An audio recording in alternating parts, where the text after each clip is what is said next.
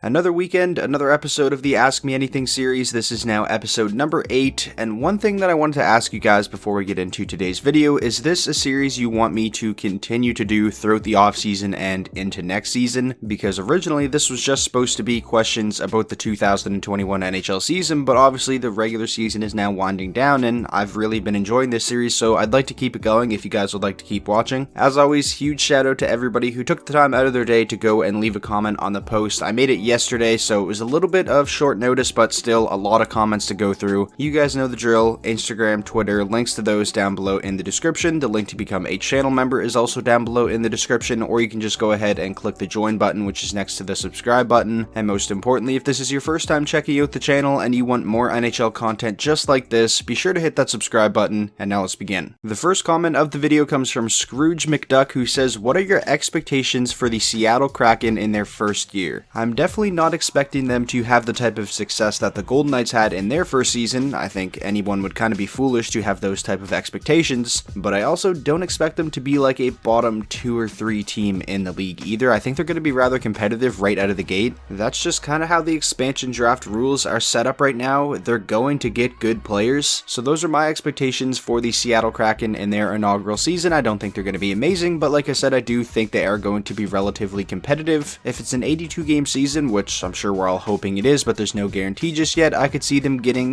maybe between 85 to 90 points, something like that. This next comment comes from Cadeyn McCrory, who says, "What is the ideal contract for Ovechkin in the summer, and will it be with the Capitals?" I'm fully expecting it to be with the Capitals. I don't really feel like we have a reason to believe he would sign somewhere else. It would be pretty entertaining to see Ovechkin play for a different team. I just don't think it's going to happen. In terms of the ideal contract, I would say in the 2-year range is good. I don't think they want to lock him out for another 4 or 5 seasons, just because you never know. He obviously is getting up there in age, right? So I would say 2 years for the Capitals, or for whatever team signs him, is probably ideal. And in terms of what the dollar amount could look like, I mean, Ovechkin is still a beast. He's got 24 goals, 42 points in 43 games. He is still one of the most lethal goal scorers in the league, and just given his reputation, I mean, he's literally Alexander Ovechkin. I think he's probably going to command north of $8 million. I guess I'll throw out a prediction. I'll say a 2-year deal, $17 million total, so $8.5 million per season. Would that be an overpayment? I mean, probably, but again, it's Ovechkin. Moving along now, this next comment comes from J. Will Kyle, who says, "Now that Patrick Marleau broke the career record for most games played ever, is he a Hall of Fame lock? And also, I appreciate the support." I wouldn't say Patty Marleau is a lock for the Hall of Fame, but in my personal opinion, he eventually should get the nod and be inducted into the Hall of Fame. I mean, just that record alone, 1,770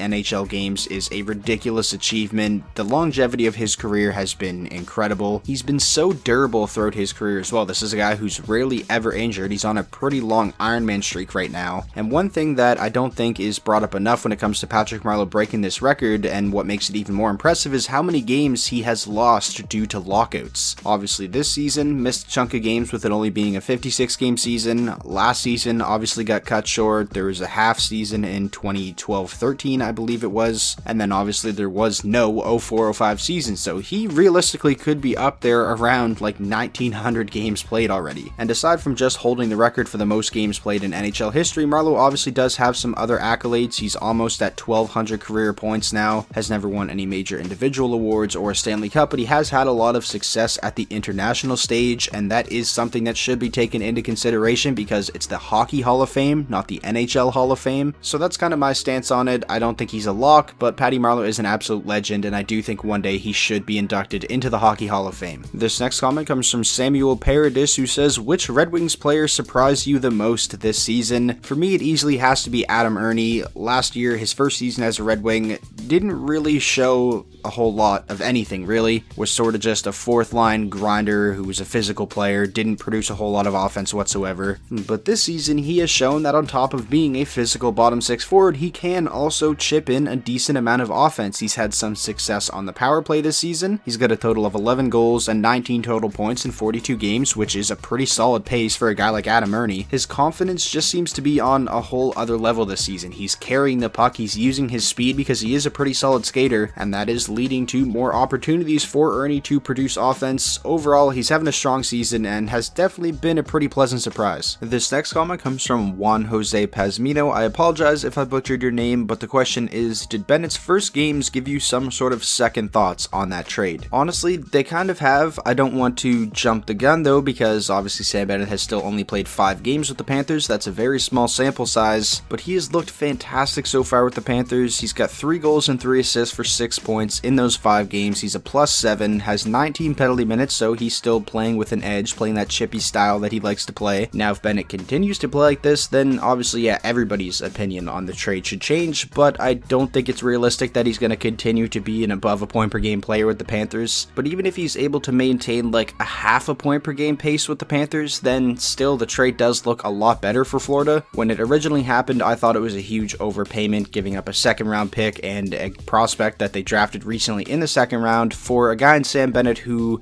in all likelihood, was just, kind of a grinder, a bottom 6 forward. And given his age and how long he's been in the league now, I thought at this point Sam Bennett kind of just is what he is. I don't think there's any untapped potential there. But hey, maybe I'm wrong, and I hope I'm wrong. I want Sam Bennett to do well. This has all the makings of being one of those classic change of scenery trades that really helps a player's career take off. Moving along now, this next comment comes from Sam G, who says, "What did you think about last night's game against Dallas? Bernier was amazing." That was quite a ridiculous performance by Jonathan Bernier. Detroit had no business being in that game. At one point, the shots were like 30-something for Dallas and 3 for Detroit, but the score was 1-0 Detroit. Now, obviously, Detroit did end up losing in overtime, but still, Bernier deserves a ton of credit. The shots wound up being 52-17 in favor of Dallas. Again, Detroit had no business even being in overtime. And this is the type of thing that us Wings fans have kind of gotten used to when it comes to Jonathan Bernier over the past 2 seasons. Now, obviously not to this extent, but on most nights, Jonathan Bernier is one of the only reasons why Detroit is in a game. In my opinion, Jonathan Bernier doesn't get near enough credit for how good he's been as a member of the Red Wings, especially this season. I mean, he's got an even record at 9-9-1 and a .912 save percentage. Those are some pretty fantastic stats, especially when you consider he is the goaltender of the Red Wings and he usually gets shelled every single night, and yet he usually does find a way to keep the Red Wings in most games. I love Bernier. Continuing on now, this next comment comes from Spencer Mason, who says, "Do you think the Vancouver Canucks can take Montreal's playoff spot? With the way the Montreal Canadiens have been playing, it's looking more and more likely that maybe Vancouver could, and more likely that Vancouver, Calgary could." I've been really disappointed with the Canadiens. They got off to such a good start this season. I made that video earlier in the year talking about how I thought the Montreal Canadiens were legit contenders, and then they sort of fell off of a cliff. They made the coaching change. They have not been good under Dominic Ducharme at all. They still have a little bit of breathing room. They're 4 points up on Calgary with the game in hand, but they're only 8 points up on Vancouver, and Vancouver actually has 5 games in hand. Montreal better wake up sooner. Things are going to get very interesting when it comes to that final playoff spot in the North Division. If I were a Canadiens fan, I would probably be pretty nervous at this point. Moving along now, this next comment comes from Matthew Brand, who says, "Who should Seattle target in the expansion draft? Do you think there will be any surprises like William Karlsson breaking out for Vegas?" To that extent, probably not, but one guy I think would be a pretty interesting get for Seattle if he is left unprotected by the Rangers, and I think he will be, is Julien Gauthier, a former first-round pick by the Carolina Hurricanes in 2016. He only has 2 goals in 44 total NHL games played, which is sort of surprising because this is a guy who was a big-time goal scorer in junior and also was a good goal scorer at the American Hockey League level. He had back-to-back 25-goal seasons for the Charlotte Checkers, so if he's left unprotected, which again, I think he likely will be with all the players the Rangers have to protect ahead of him, I think that would be a pretty interesting target for Seattle. He's got all the tools, just hasn't really been able to put it together yet, so maybe going to a team like Seattle where there would be virtually no pressure and a lot of opportunity for him to play, maybe he could break out. Next up, a comment from Wes McCauley, who says, "Robertson is making a case for him winning the Calder and not many are realizing it. What's your take?" Robertson is definitely having a fantastic season. If you just compare him and Kirill Kaprizov's stats, Kaprizov has played 47 games, Robertson only 42, so Kaprizov has played 5 more games. Kaprizov has 41 points, Robertson has 37, so 4 less points and 5 less games. Their points per game are very, very similar. If the season were to end today, I do think it would go to Kirill Kaprizov. He's just had such a massive impact on that Wild organization. They've had such an incredible year, and Kirill Kaprizov is a big part of that. He's their star forward. Another thing is, Kirill Kaprizov has literally been on the highlight reel, it feels like every night that he plays. Not that that matters when it comes to the Calder Trophy race, at least I don't think it matters, but for some people it might, for some voters it could, because that type of stuff, it sticks in your memory. It's going to be pretty interesting down the stretch of the season here if either Robertson or Kirill Kaprizov can kind of pull away from the other, because like I said, things are pretty close right now, even though I think the edge still title probably goes to Kirill Kaprizov. And now for the final comment of the video, this one comes from Black Thunder, who asks, which team do you think has the worst prospect pool in the league? I hope I don't offend any fans here, but I think I'd actually go with the Pittsburgh Penguins, and that's not like a knock to the Penguins or how they've drafted. They've just been so good for such a long time, they haven't had many high picks. And on top of just winning, they also trade some of their picks and young prospects to get players to help them continue to win. We saw them do that in the most recent offseason when they traded, I believe it was the 15th overall pick and a prospect to the Leafs for Kasperi Kapanen. The Penguins do have some intriguing prospects, Samuel Poulin, Pierre-Olivier Joseph I'm a fan of, if you still want to consider him a prospect because he did play a good bit in the NHL this season, but their prospect pool as a whole, it's not the strongest, it's definitely not the deepest, and again, like I said, that makes sense because of how long they've been a good team for. It's obviously harder for good teams to get top prospects. So that is going to wrap up episode number 8 of the Ask Me Anything series. If you guys would like a chance to have your comment featured in next weekend's episode, just be sure to keep an eye out on the community tab next weekend, probably around Friday or Saturday. If you guys did enjoy today's video, please be sure to leave it a like. It's completely free, and that's definitely the best way to show your support. And most importantly, if this was your first time checking out the channel and you want more NHL content just like this, be sure to hit that subscribe button, and I will talk to you all in the next video.